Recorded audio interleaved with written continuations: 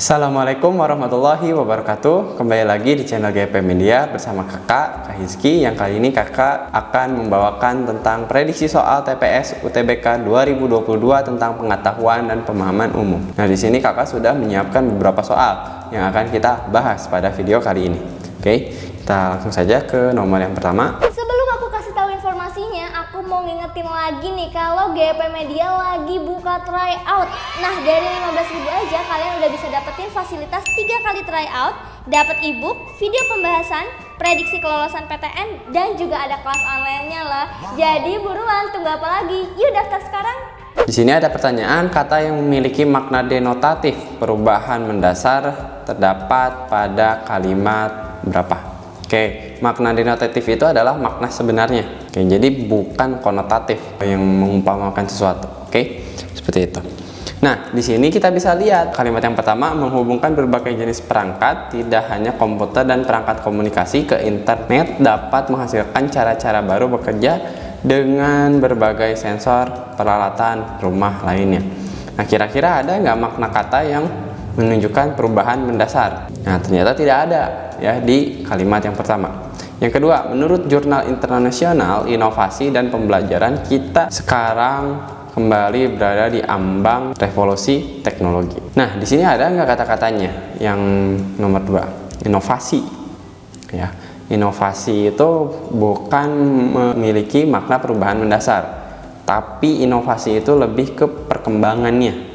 Ya, dari satu produk, ya produknya tetap sama, tapi ada inovasi lainnya. Oke, berarti bukan ya nomor yang B. Kita lanjut yang ketiga, kepraktisan dan hambatan yang berhubungan dengan hukum tidak ditangani dengan cepat. Perkembangan dapat terhambat. Oke. Nah, ini juga bukan. Nah, kenapa bukan? Gara-gara di sini itu kita melihatnya itu bagian dari kepraktisan ya. Oke, praktisan itu maksudnya adalah kemudahan atau seberapa cepat sih bisa digunakan.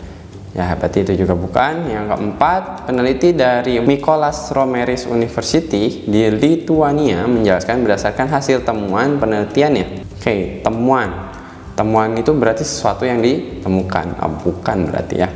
Yang E, diungkapkan bahwa penerapan hal-hal yang terhubung dalam jaringan dapat merevolusi banyak sektor industri dan layanan sehingga menciptakan ketentuan layanan dan metode administrasi berdasarkan dan bisnis. Oke, nah berarti jawabannya nomor 5, terdapat pada kata merevolusi ya, merevolusi. Mungkin kalian pernah dengar kata-kata revolusi ya, yang maksud dengan revolusi itu adalah perubahan secara besar-besaran. Contohnya itu pada kasus revolusi tahun 98. Oke. Nah, presidennya sampai digulingin kan? Ya, seperti itu contohnya. Nah, itu berarti dia merubah semuanya dari mulai akarnya sampai ke pohon-pohonnya. Oke. Itu dia maksud dari revolusi. Sehingga jawaban yang pertama, jawabannya itu adalah yang E. Oke. Itu untuk nomor yang pertama. Kita lanjut ke nomor 2. Manakah pada bacaan di atas yang pola bentukan katanya dapat digunakan untuk membentuk kata lain? Oke, maksudnya membentuk kata lain itu berarti dia punya kata yang mirip, ya bisa diberi imbuhan dan sebagainya. Contohnya itu nembak, menembaki, dan contoh lainnya itu adalah tertembak. Nah, itu contoh lainnya ya. Oke. Nah, kita lihat yang A, kata produk dalam kalimat 1. Nah, produk ini bisa dirubah ya menjadi kata produksi dan produktivitas. Oke, berarti yang A itu udah benar. Nah, kita lanjut yang B, artistik. Nah, ternyata artistik itu nggak ada kata lainnya, cuma satu. Sementara yang C, dunia, itu juga cuma satu ya, dunia. Yang D, kata solusi. Solusi juga sama, hanya ada satu buah. Sementara yang E, kata ekspresi, ya bisa dirubah menggunakan ekspresif. Nah, atau bisa juga dirubah menjadi ekspresivitas. Oke. Oh, berarti di sini jawabannya ada 2, yaitu yang A dan yang E. Oke. Itu dia jawaban untuk nomor ini. Oke. Kakak lanjut ke soal berikutnya. Frasa manakah pada bacaan di atas yang pola maknanya sama dengan pola frasa praktisi medis? Oke, berarti di sini kita harus mengenal dulu praktisi medis ini tersusun dari kata apa. Oke. Nah, praktisi medis. Oke, praktisi itu merupakan kata benda. Oke, orang yang melakukan. Nah, sementara medis itu kata sifat.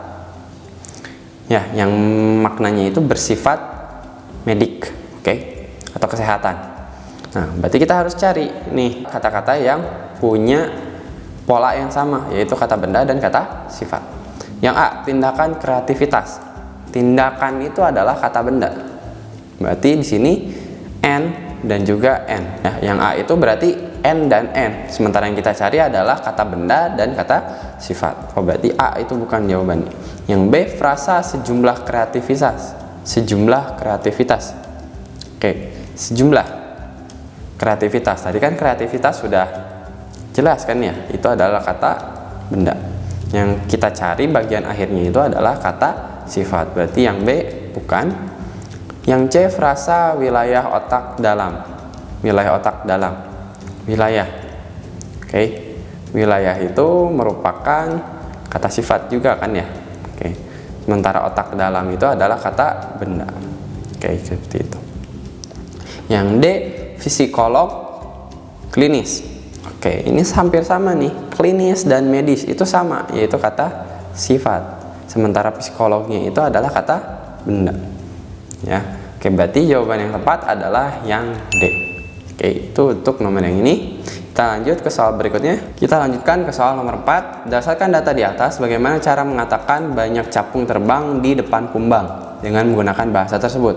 Oke, kita lihat contoh kalimatnya itu ada kumbang terbang di depan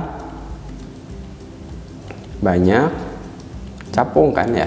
Oke, kita lihat bahwa kalau kita rubah ke dalam bahasa yang diberikan oleh soal, maka akan sebagai berikut, yaitu Tyrannyx. Oke. Nah, kumbangnya baru Gumuts. Nah, di sininya adalah Kambexosu. Oke. Oke, coba lihat sama kalian, kumbangnya itu di artinya ada di posisi pertama.